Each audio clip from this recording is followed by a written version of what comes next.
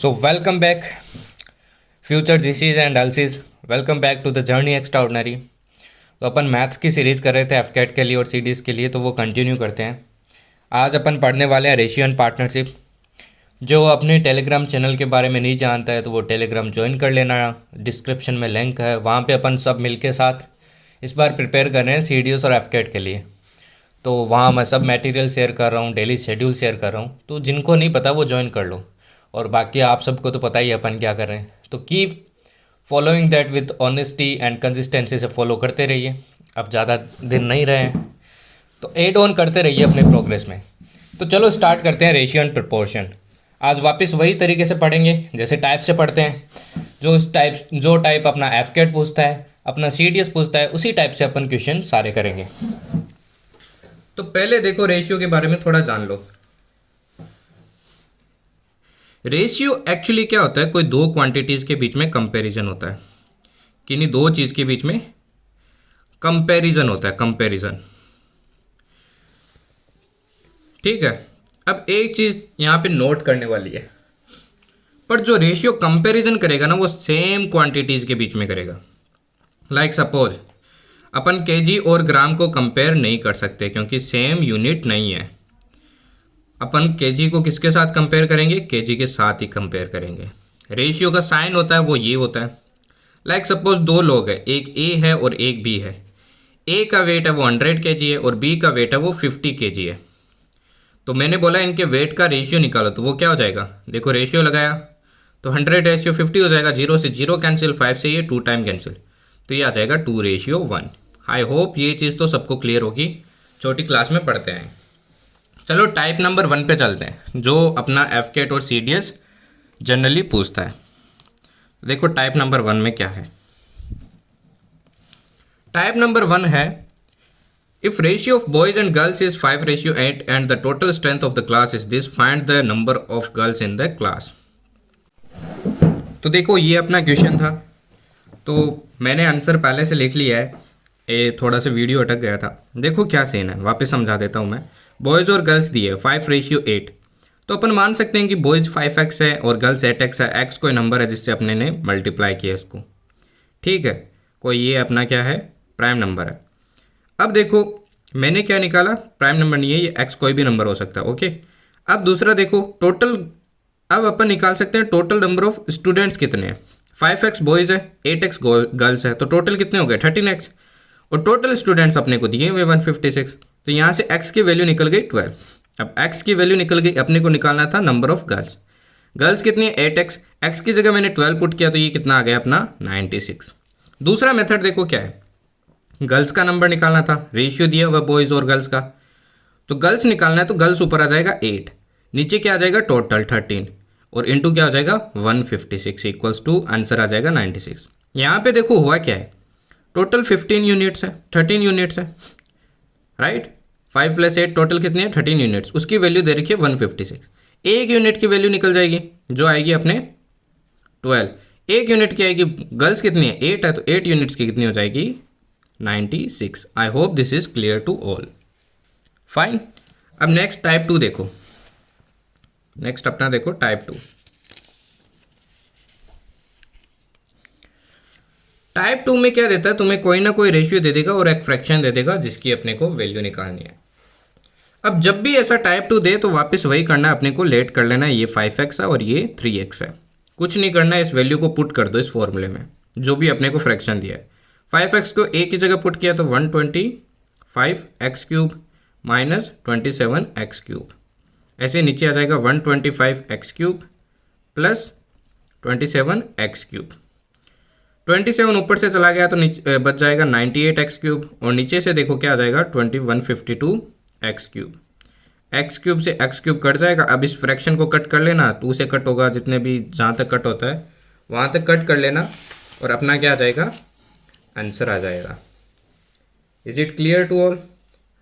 ये एक बार कटेगा तो देखो आ जाएगा 49/76.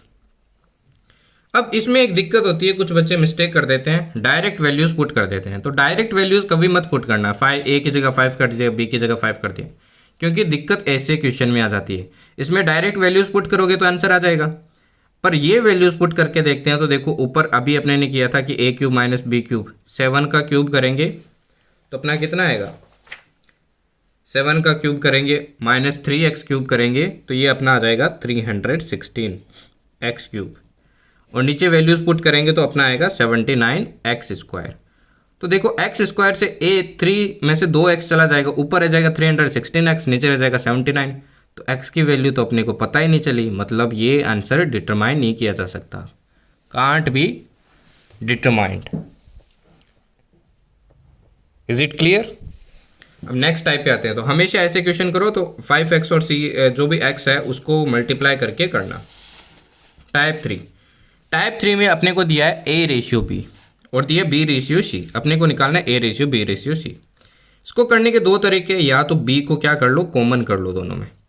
इसमें भी ऐसा लाइक 4 से मल्टीप्लाई कर दिया पूरे को, और इसमें 3 से मल्टीप्लाई कर दिया तो कॉमन बन जाएगा। दूसरा देखो मैं एक शॉर्टकट बताता हूँ तुम्हें, देखो कॉमन कैसे करना है। 2 रेशियो 3 है पहले में, b अपना 3 है, और दूसरे में b कितना है 4 रेशियो 5। तो मैं दोनों में सेम कर लेता हूँ, इसको मैं 4 से कर देता हूँ। 4 से मल्टीप्लाई किया तो देखो ये आ गया 8 इंटू 12, इसको 3 से किया तो ये आ गया 12 इंटू 3 से किया तो ये 15। तो अपना आंसर क्या आ जाएगा 8 रेशियो 12 रेशियो 15।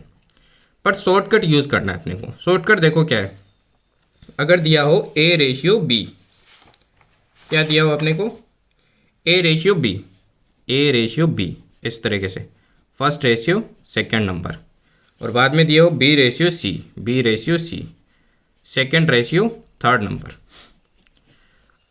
तो a ratio b ratio c देखो क्या होगा, a ratio b ratio c क्या होगा, first into second ratio second into third ratio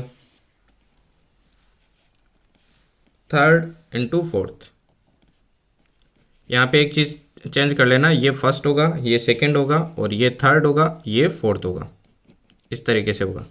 first second third fourth, हमेशा ध्यान रखना, ऐसे मत कर देना first second third fourth, first second third fourth.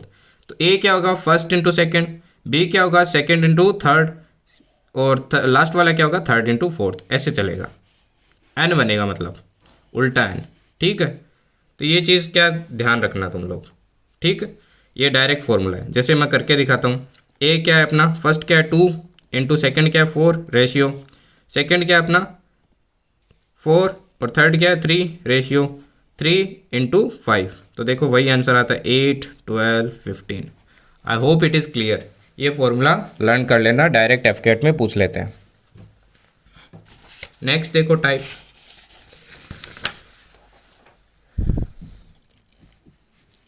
Next अपना टाइप 4। टाइप 4 में अपने को 3 वैल्यूज दे देंगे, सेम तीन वैल्यूज दे देंगे, और सेम वही वाला पीछे वाला ही क्वेश्चन है। तो 3 वैल्यूज में और डिफिकल्ट हो जाता है थोड़ा करना। इस टाइप की क्वेश्चन में देखो कैसे करना है। इसके लिए भी अपने पास क्या है, एक फॉर्मूला है। फॉर्मूला देखो क्या है, फॉर्मूला ये है कि या तो क्या कर सकते हैं, दोनों में बी कॉमन किया, कुछ एक कॉमन आ जाएगा, फिर सी कॉमन किया, चारों का कॉमन आ जाएगा, वो कर सकते हैं। या फिर अपने फॉर्मूला याद रखोगे तो ज़्यादा बेटर रहेगा।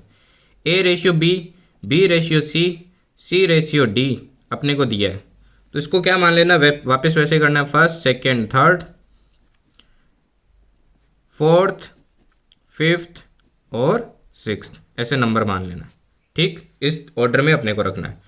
तो A ratio B ratio C देखो क्या होगा, A ratio B ratio C ratio और डी। ए होगा अपना फर्स्ट सेकेंड थर्ड का मल्टीप्लाई, फिर सेकेंड थर्ड फोर्थ, फिर थर्ड फोर्थ और फिफ्थ, फिर फोर्थ फिफ्थ और सिक्स्थ। आई होप ये अच्छा लगा होगा फॉर्मूला। डायरेक्ट इसको यूज़ करो और क्या निकाल लो, आंसर निकालो। जैसे यहाँ पे 2 4 6 हो जाएगा पहले में मल्टीप्लाई, फिर 4 6 3 हो जाएगा, तो मल्टीप्लाई करके देख लेना, वही आंसर आएगा, राइट। जैसे मैं करके दिखा देता हूँ इसमें, 2 into 4 into 6 ratio, 4 into 6 into 3 ratio, 6 into 3 into 5 ratio, 3 into 5 into 7। देखो आंसर आ जाएगा 16 रेशियो 24 रेशियो 30 रेशियो 35, ठीक। ये वाला क्वेश्चन ध्यान रखना, ये स्पेशली सीडीएस के लिए ध्यान रखना, काफ़ी बार पूछ लेते हैं इस क्वेश्चन को। और कर नहीं पाते हैं। तो देखो इस टाइप के क्वेश्चन को कैसे टैकल करना है। इस टाइप के क्वेश्चन में देखो A ratio B plus C दिया हुआ है अपने को, ठीक। A ratio B plus C कितना दिया हुआ है 5:7, और दूसरा दिया अपने को B ratio C plus A कितना दिया है 7:9, राइट। अब देखो अगर मैं इन दोनों को ऐड करूं 5 और 7 कितना आ रहा है अपना 13 आ रहा है, और ऐड क्या हो गया A plus B plus C, right. ये क्या बन गया A plus B plus C। ऐसे ही यहाँ पे ऐड करता हूँ तो कितना हो जाएगा 16, क्या बन गया वापस A plus B plus C। अब दोनों में मैं अगर सेम बना दूँ, क्योंकि A plus B plus C यहाँ A plus B plus C है, अगर दोनों को इक्वल कर दूँ तो ये दोनों रेशियो क्या आ जाएंगे सेम आ जाएंगे ना। तो इन दोनों को देखो इक्वल करते हैं, किससे मल्टीप्लाई करना पड़ेगा, ये यहाँ पे 12 होगा सॉरी, तो किससे मल्टीप्लाई करना पड़ेगा, इसको 4 से करना पड़ेगा, और इसको कैसे करना पड़ेगा 3 से, क्योंकि देखो 48 पे दोनों क्या होते हैं इक्वल होते हैं। अगर आइडिया ना लगे कि किस पे इक्वल होंगे तो दोनों का क्या ले लेना एलसीएम ले लेना, एलसीएम से पता चल जाएगा, ठीक। अब 48 हो रहा है, इसको 4 से किया तो इसमें भी सारी वैल्यूज को 4 से करो तो क्या हो जाएगा 20, 28। इसमें 3 से किया तो सबको 3 से करो 21, 27। अब सबकी वैल्यूज पता चल गई है, ए की कितनी है 20, बी की कितनी है 21, तो बी की अगर 21 है, यहाँ मैंने 21 रखा तो सी की क्या आ जाएगी, ए की कितनी है 20, बी की कितनी है 21, सी की कितनी आ जाएगी, वहाँ पे रखा फॉर्मूले में 28 से 21 गए तो 7 बच गई।